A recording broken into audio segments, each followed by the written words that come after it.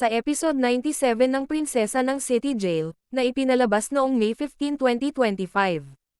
Inoferan ni Eva si Libby ng tubig para mahimasmasan ito dahil sobrang lasing nito pero nagpupumigil ito. Biglang dumating sina Charlene at nagtanong kung anong nangyari. Sinabi ni Eva kung anong nangyari sa school. Aayain na sana ni Charlene si Libby pauwi pero ayaw nitong sumama dahil gusto niya kay Divina sumama. Lumapit si Libby kay Divina at niyakap ito. Habang nasaktan naman si Charlene sa nakikita niya, nang makauwi si Charlene kinausap niya si Mimi. Sinabi ni Mimi na ate ang importante na hanap niyo si Libby at walang masamang nangyari sa kanya, yung anak mo naman kasi na yun punong-puno ng kadermahan sa katawan. Sinabi naman ni Charlene na alam mo kung anong masakit Mimi yung hindi ikaw ang piniili ng anak mo. Habang pinagmamasdan ko sila kanina parang kinukurot ang puso ko. Ako dapat ang gumagawa nun parang naetche puwera ako.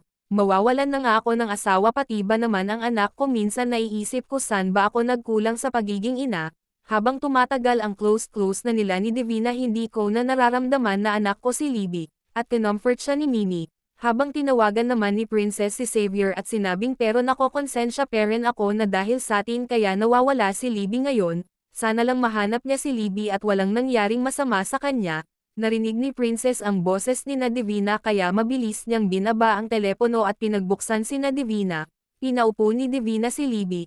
Humingi ng tawad si Divina kay Princess dahil lasing si Libby at pinabantayan niya muna ito para kumuha ng pamunas. Biglang nagsalita si Libby at sinabing sa tingin mo panalo ka na dahil nakuha mo si Xavier at sympathy ng buong school, ayan kasi si Mommy D. Sinabi naman ni Princess na Libby wala akong inagaw at kinuha sayo, at hindi naman ako panalo dahil hindi ako nakikipagkompetensya sayo.